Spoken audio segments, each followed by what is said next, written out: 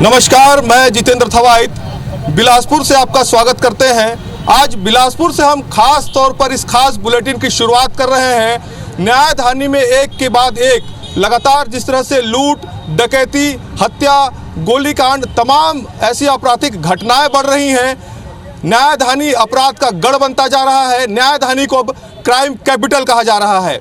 ऐसे में बिलासपुर को किस तरह से क्राइम फ्री किया जा सकता है, इसके लिए ज़रूरत है कि मिलकर आवाज़ उठाएं। तो IBC 24 आज इस मंच के माध्यम से बिलासपुर वासियों के साथ मिलकर आवाज़ उठाने जा रहा है ताकि बिलासपुर क्राइम फ्री हो। तो हमारे साथ बिलासपुर की जनता है। सीधे हम बिलासपुर की जनता से चर्चा करेंगे, बात करेंगे और आवाज़ उठाएंगे ताकि बिलासपुर क्राइम फ्री हो और बिलासपुर में जिस तरह से अपराध का ग्राफ बढ़ रहा है उसमें कमी आए। तो बिलासपुर की जनता का भी यहाँ पर स्वागत है। सीधे हम बिलासपुर की जनता के पास ही चलते हैं और बिलासपुर की जनता से ही समझते हैं, क्योंकि जिस तरह से लगातार आपने देखा है बिलासपुर पहले संस्कारधानी, न्यायधानी, अब लेकिन बिलासपुर को अपराधधानी कहा जा रहा है। क्या लगता है किस तरह से परिदृश्य बदल रहा है, क्या कुछ वजह देखते हैं?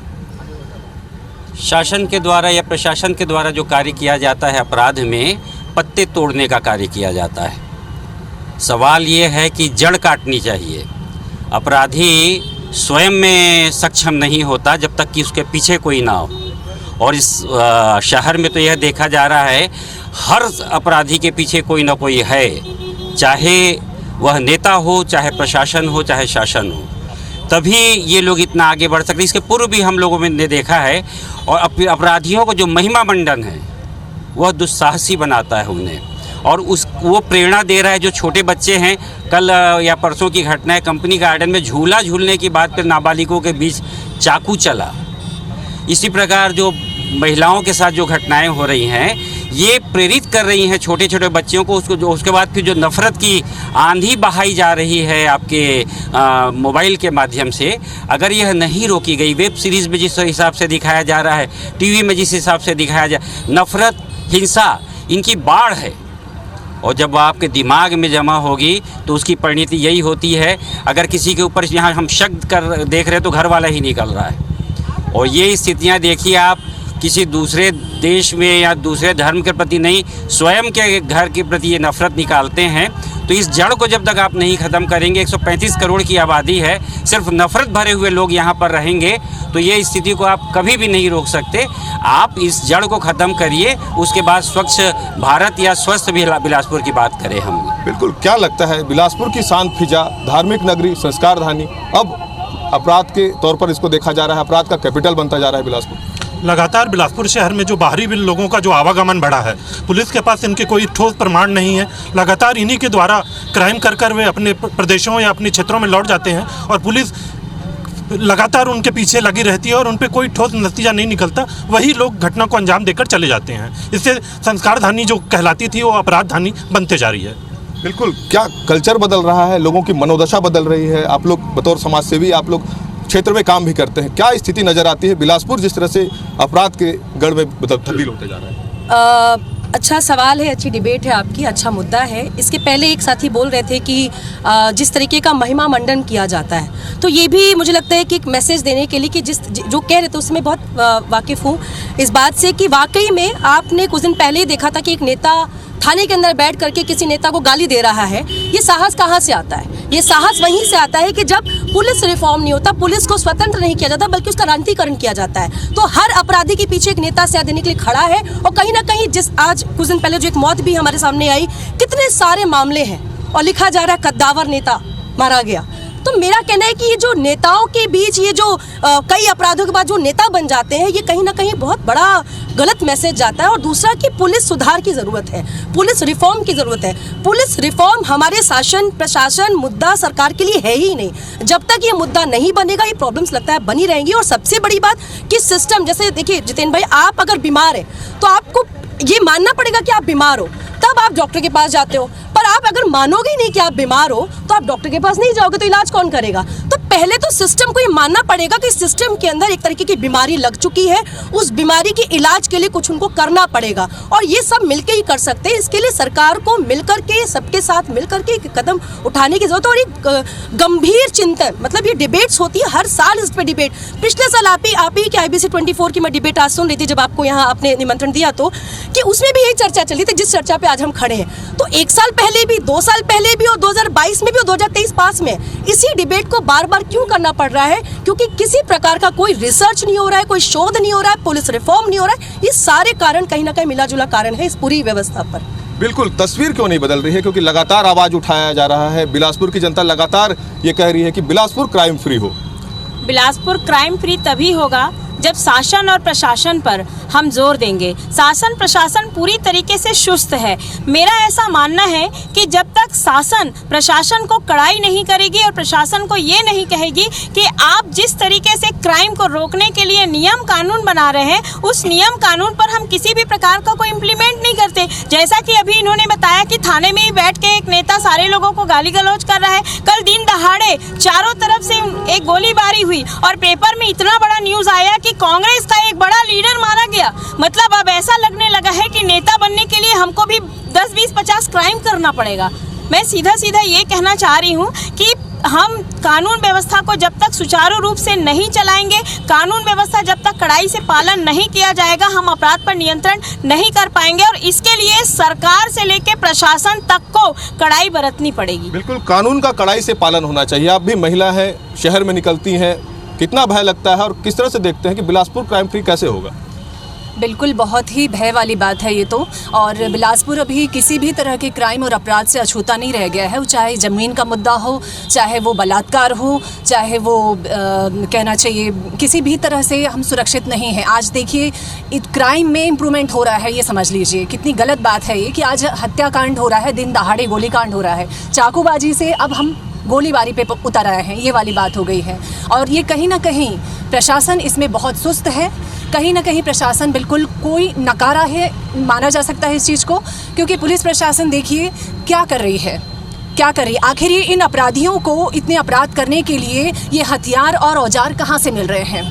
और ये अपराधी बाकायदा अपराध करते हैं और उसके बाद अपने आप को सरेंडर करने पहुँच जाते हैं थाने। इतनी हिम्मत कहाँ से आती है? इतना सा कहाँ से मिल रहा है इन लोगों को?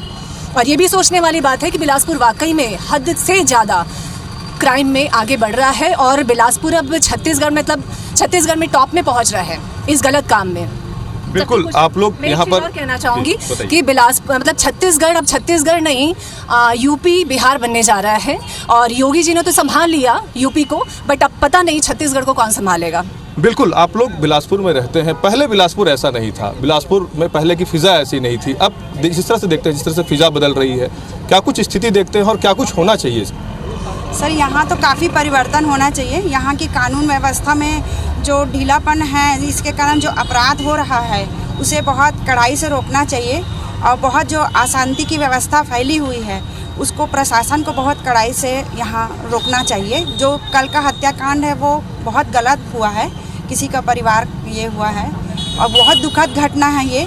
और आगे जाके कानून द्वारा इसे कंट्रोल करना चाहिए और प्रशासन द्वारा इससे कड़ी से कड़ी कार्रवाई करना चाहिए, जिसकी हम बहुत निंदा करते हैं। बिल्कुल, क्या लगता है क्राइम का? आप देख रहे हैं लगातार कल्चर भी बदल रहा है। पहले छोटी मारपीट की घटनाएं होती थी, चाकूबाजी, लूट डकैती, अब गोलीकांड जैसी घटनाएं हो रही हैं, बेखौफ सरेराह किसी को मारा जा रहा है। इसमें अभी तक की जितनी चर्चाएं हुई और डिबेट्स में पहले भी जैसा बताया गया मुद्दे आए हैं। अब बेसिक पुलिसिंग पे बात की जाए तो बेसिक पुलिसिंग पे वाकई इतनी समस्या नहीं रह गई जितनी कि बेसिक पुलिसिंग के अलावा अपराधों को कहीं ना कहीं विभाजित करने की और ग्राउंड पेट्रोलिंग पे जो बात है उस पर ज़रूर ध्यान देना चाहिए। सरकारें अपनी जगह पर अपने दावे करें। आप NSCRB के आंकड़े देखें, उन आंकड़ों में उलझने की बात नहीं है कि आज हम पूरे भारतवर्ष में कहीं ना कहीं तीसरे स्थान पर आ चुके हैं अपराध के इस गढ़ में। जैसा अभी पूर्व वक्ताओं ने भी कहा कि हम यूपी और बिहार की तर्ज पर आ रहे हैं, तो ये बात सही है कि हमें संगठित और गैर संगठित अपराधों के बीच में थोड़ा सा एक विभाजन करके, क्योंकि बेसिक पेट्रोलिंग में और बेसिक पुलिसिंग में आज शहर के SSP लोगों को माननीय मुख्यमंत्री महोदय भी ये कहते हैं कि साहब आपको रोड पर आना पड़ेगा। अगर आज आप रोड पर बेसिक पुलिसिंग के लिए SSP जैसा DIG स्तर का व्यक्ति अगर आ रहा है तो ये हमें सोचना पड़ेगा कि वाकई अपराधियों के अंदर वो खौफ नहीं है। उस खौफ को पैदा कैसे किया जा सकता है और तत्काल प्रभाव के साथ हम उनको फास्ट ट्रैक कोर्ट के माध्यम से उनको जल्द त्वरित न्याय दें, इस वजह से हम इसमें ज़्यादा सार्थक पहल पाएंगे। बिल्कुल, आप किस तरह से देखते हैं जिस तरह से पुलिसिंग, अभी यहाँ पर पुलिसिंग को लेकर बात कही जा रही है, कैसे क्राइम फ्री होगा बिलासपुर? कहीं ना कहीं राजनीतिक प्रश्रय भी देखने को मिलता है और पुलिस की पकड़ जो है कमज़ोर है, क्राइम कंट्रोल नहीं के बराबर है। इस वजह से लगातार ये समस्याएं बढ़ रही हैं, क्राइम बढ़ रहा है। जो अपराधी तत्वों के खिलाफ जो पुलिस को कार्रवाई करनी चाहिए वो प्रभावी कार्रवाई नहीं कर पाती है। अक्सर ये देखा जाता है कि जो छोटे मोटे लोग हैं वो काफ़ी प्रताड़ित होते हैं पुलिस थानों में, पुलिस के माध्यम से, पुलिस कर्मियों के माध्यम से। लेकिन जो अपराधी तत्व जिनके खिलाफ बड़े बड़े मामले दर्ज हैं, कई मामले दर्ज हैं, उनके खिलाफ पुलिस कोई कार्रवाई नहीं करती। बल्कि कई बार ये भी देखने में आता है कि ऐसे लोगों को प्रश्रय होता है पुलिस का, कहीं ना कहीं राजनीतिक प्रश्रय भी उन्हें मिलता है। इस वजह से लगातार ये क्राइम बढ़ रहा है शहर में और ये बहुत चिंताजनक है। बिल्कुल, ये चिंताजनक है। और बिलासपुर की जनता को आपने सुना कि कैसे बिलासपुर क्राइम फ्री होगा और बिलासपुर की जनता जिस तरह से लगातार बिलासपुर अपराध गढ़ बनता जा रहा है उसको लेकर क्या सोचती है। क्राइम फ्री हो बिलासपुर, मिलकर उठाए आवाज़। अपनी इस चर्चा को हम आगे बढ़ाते हैं। बिलासपुर की बुद्धिजीवी जनता हमारे साथ में है। किस तरह से देखते हैं कैसे बिलासपुर क्राइम फ्री होगा, पहले की तुलना में, अब की तुलना में, कहाँ पाते हैं बिलासपुर का? हमको अपनी सोच बदलनी पड़ेगी, क्योंकि अपराधी की कोई जाति, धर्म और कोई पार्टी का नहीं होता। अपराध होना और अपराध कराए जाने में बहुत अंतर है। बड़ी अच्छी बात है कि हमारी भूपेश सरकार अपराधियों को तत्काल गिरफ्तार कर रही है, पर बड़े दुर्भाग्य की बात है कि सुशील पाठक के हत्यारे आज तक नहीं पकड़े जाते हैं। ये दोनों में बहुत अंतर है और निश्चित रूप से समाज में इनका कोई स्थान नहीं है। मैं दलगत राजनीति के ऊपर उठकर बात करूंगा। अभी हमारी बहनें ने भी कहा राज्य में अच्छी व्यवस्था है, कानून व्यवस्था निश्चित रूप से है और होनी चाहिए। हमारे यहाँ बलों की कमी है, पुलिस की कमी है, इसके कारण अपराध हो रहा। हम सबको मिलकर पहल करना चाहिए कि पुलिस कैसे बढ़े और जागरूक हो, क्योंकि समाज में हम देख रहे हैं कि नशाखोरी से लेकर हम यदि आगे बढ़ते जा रहे हैं तो हमारे घर में आसपास अपराध घटित हो रहे हैं, पर हम मौन साध कर उसमें बैठ जाते हैं। उसकी पुनरावृत्ति ये होती है कि ऐसी बड़ी घटना जो अभी कल घटी, ऐसी घटनाएं हो जाती हैं। तो हम सबकी अपनी जवाबदारी, हम सब लोग समाज में रहते हैं कि कहीं कोई छोटी भी घटनाएं हो तो उसको नज़रअंदाज न करके उसको गंभीरता से ले, तब जाकर अपराध रुकेगा। बिल्कुल, किस तरह से गंभीर बात है, क्योंकि युवा, महिला, बच्चे, बुजुर्ग, हर कोई इस अपराध की गढ़ से जकड़ा हुआ है। अगर देखें हम तो लगातार घटनाएं हो रही हैं, हर कोई इससे पीड़ित है, शोषित है। क्या सोचते हैं, क्या होना चाहिए, क्या मानते हैं आप? यही छोटी छोटी घटना पे जब अंकुश नहीं लगता है तो फिर इस टाइप की बड़ी घटना को अंजाम दिया जाता है। हमारी सरकार से, जो भी गवर्नमेंट रहे, उनसे यही है कि बिलासपुर जैसी फिजा में, जिस टाइप का बिलासपुर का शांत माहौल था, छत्तीसगढ़ में एक रायपुर है, बिलासपुर है, इस टाइप की सिटी जो भी है, खासकर बिलासपुर में कभी हमने इस टाइप का नहीं सुना। ये तो हम 90 के दौर में बिहार वगैरह में सुनते थे कि 1995 में कि भाई इस टाइप की गोली कांडे दिन दहाड़े मार दिया जाता है। यहाँ ये देखने में मतलब अगर जो शांति से रहता है, अगर वो देखा जाए तो रात 2 दिन से लोगों को नींद नहीं आ रही है। दिन दहाड़े ये जो कांड हुआ है ये समझ से परे है। इतनी हिम्मत तभी हो सकती जब किसी का कहीं न कहीं बैक सपोर्ट बहुत बड़ा रहता है, नहीं तो इस टाइप का दिन दहाड़े किसी को मर्डर करके निकल जाना कोई आसान बात नहीं है। बिल्कुल, क्या लगता है सामाजिक भागीदारी भी जरूरी है क्राइम फ्री बिलासपुर करने में? जी, सामाजिक भागीदारी तो एकदम ज़्यादा ज़रूरी है। आज हमारा जो शहर था पहले शांति के लिए नंबर 1 हुआ करता था, लेकिन आज देखा जाए तो अपराध और नशाखोरी के लिए नंबर 1 होता जा रहा है। आज दिन ब दिन देखा जाए तो युवा वर्ग सिर्फ नशे में लिप्त हैं और कुछ नहीं, ना कोई काम धंधा है ना कुछ है, सिर्फ नशा और अपराध है बस हमारे शहर में। हम अपील करेंगे कि पुलिस इस पर उचित कार्रवाई करे और नेता वर्ग भी इस पर अपना पूरा ध्यान दे।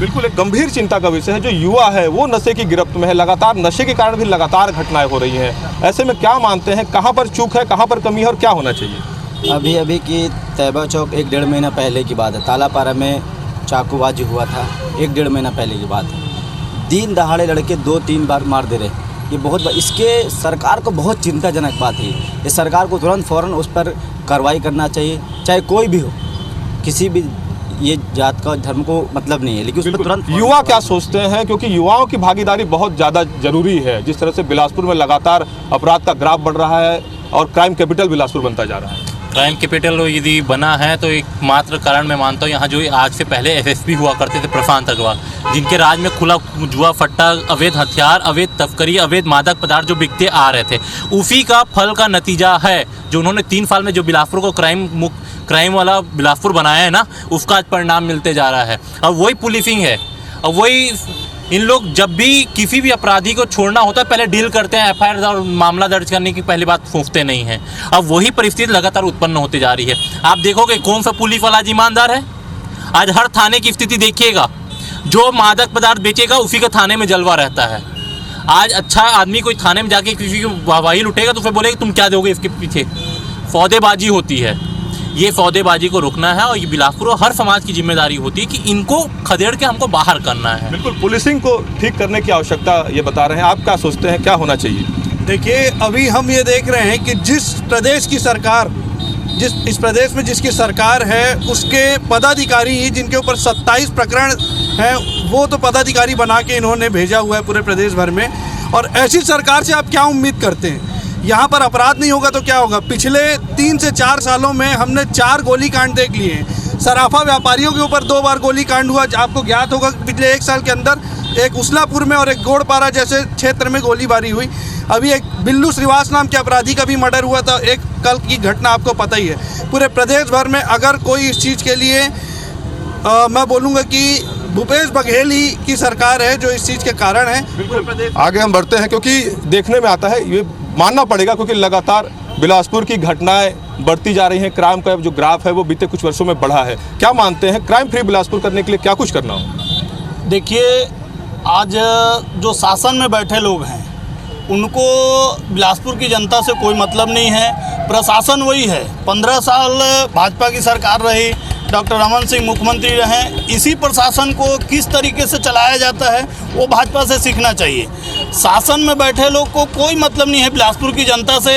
और मैं तो ये बोलूँगा, अभी कांग्रेस के बड़े भाई ने बताया कि पहले की सरकार में ये हुई वो हुई। अभी आरोप प्रत्यारोप का समय नहीं है, लेकिन एक चीज़ बोलना चाहूँगा कि पिछले 4 साल में जो अपना बिलासपुर बोला जाता था वो आज के डेट में अपराधपुर हो गया है। और यहाँ के जो सत्ता में बैठे लोग हैं वो सत्ता के नशे में इतने झम हैं कि उनको ना चाकूबाजी से मतलब है, ना किसी का ज़मीन में कब्जा हो रहा है उससे मतलब है, ना किसी का हत्या हो रहा है उससे मतलब है। इवन यहाँ तक मैं तो बिलासपुर के युवाओं से ये भी बोलना चाहूँगा, देखिए अभी कांग्रेस के मित्र ने बताया कि जो अपराधी होते हैं उनका कोई जाति नहीं होता। एक मिनट, जाति नहीं होता तो आप इतना जल्दी पल्ला क्यों झाड़ लिए उस हत्या हुए व्यक्ति से कि वो कांग्रेस का पदाधिकारी नहीं है? अरे अब जाति नहीं है लेकिन आपके यहाँ पदाधिकारी तो है वो। और एक बिलासपुर में आज सुबह से ये चर्चा आम है कि बाइक वाले डर रहे हैं चाकूबाज से, कार वाले डर रहे हैं बंदूक वाले से, ज़मीन वाले डर रहे हैं कब्जा होने से, और यहाँ सत्ता में जो बैठे हैं नेता हैं वो अपने भाग रहे हैं जवाबदारी से। बिल्कुल, तो यहाँ पर जवाबदारी सबकी है। और बिलासपुर में जिस तरह से अपराध का ग्राफ बढ़ रहा है, अपराध का कोई जात नहीं होता है। निश्चित तौर पर यहाँ पर पुलिसिंग व्यवस्था को भी दुरुस्त करने की आवश्यकता है। और यही नहीं, सामाजिक भागीदारी भी बहुत ज़्यादा जरूरी है, तभी बिलासपुर क्राइम फ्री हो सकता है। और बिलासपुर जिस तरह से अपराध का गढ़ बन रहा है, एक बार फिर से बिलासपुर की शांत फिजा वापस आ सकती है और बिलासपुर फिर से संस्कारधानी और न्यायधानी बन सकता है। हमारे खास कार्यक्रम में इतना ही। हमें दीजिए इजाज़त। नमस्कार।